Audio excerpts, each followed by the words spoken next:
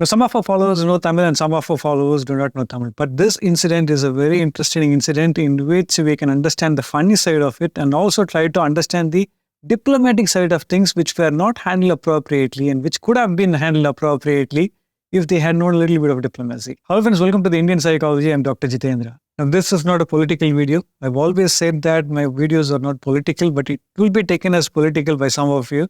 But this is just to illustrate the fact what has happened in that particular incident and to bring up the points which could have made this a little bit different and a little more diplomatic and also a little less problematic to the people involved.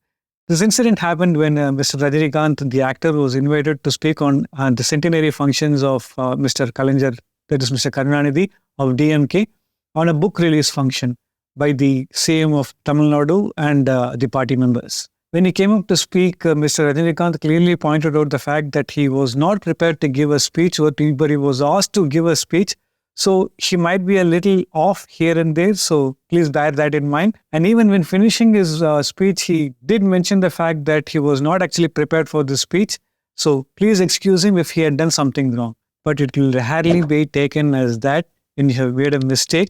And I don't know if this was actually a mistake or it was pointed out wantedly by Mr. Rajinikanth because of some reason or the other. But the point was that he brought the problem of aged politicians in the party who might be a little difficult to manage, and he congratulated the CM on the fact that he is managing them really, really well.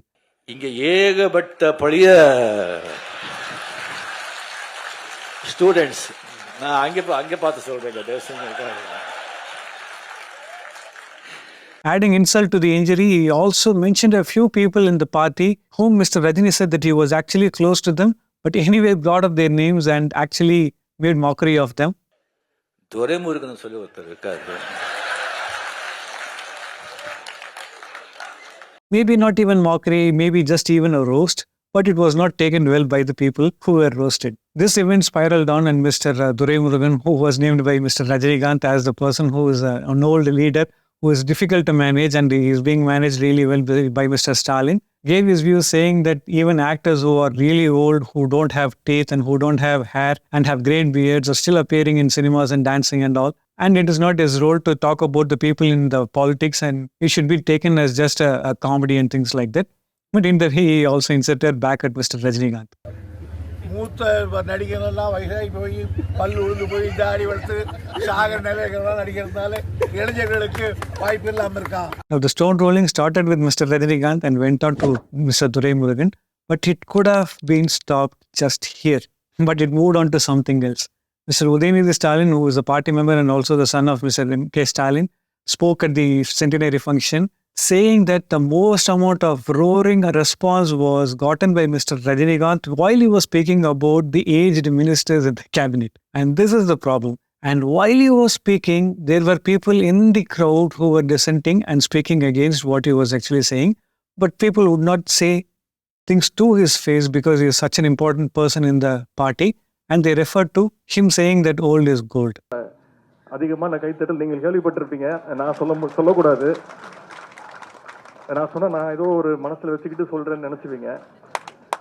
தொலைக்காட்சிகளில் நீங்களே பார்த்துருப்பீங்க. Old is gold தான். But this could open a can of worms to Mr. Udhayanidhi Stalin. I'm not talking about politics here. I'm only talking about the diplomatic issues that could unravel from this point of view. Now, how could this statement have been little bit more diplomatic, trying to bring out the point that older people have to let go and the younger people have to come in? Now, also to actually patch things up with the older population or the older ministers so that the issue doesn't get out of hand. The current state is that the issue could get out of hand. We will watch this space as it unravels, but what could have been done by Mr. Udhayanidhi Stalin is as follows.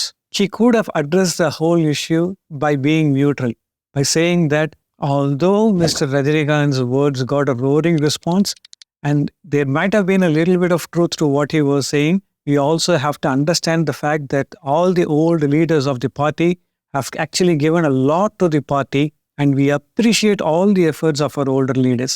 And I request the older leaders to take it in the spirit in which it was delivered and to take it as just a bit of humor being given by an actor. They could have actually separated him being an actor and he was just there as a friend to Mr. M.K. Stalin. He could have then went on to say a few more things. That is, even though the way in which Mr. Rajinikanth expressed his views might be a little unsettling, but it is also true that sometimes the older leaders have to take a step back and let the young leaders get in. Now, I'm not going to say which leaders or old leaders have to step back, but I believe in our older leaders and their judgment to make sure our young party workers are also given a chance. And I believe that our older ministers will take the lead in grooming some of our youngsters into as good a minister as themselves and lead the way forward by leaving space to our youngsters. If Mr. Udhayanidhi Stalin had said this, he could have made a few points. One, he is addressing Mr. Rajinikanth. He is making up for Mr. Rajinikanth's mistakes.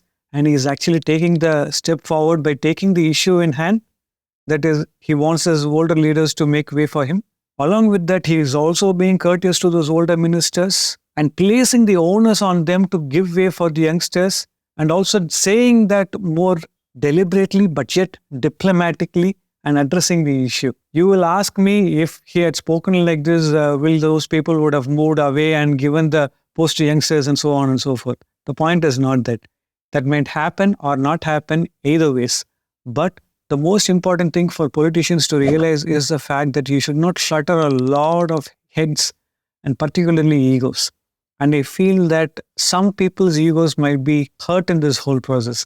Let me know what you think. This is just a diplomatic understanding of the situation. I try to give guidance to people based on political zeitgeist and pop zeitgeist such as this. Thanks for watching this video and have a great time.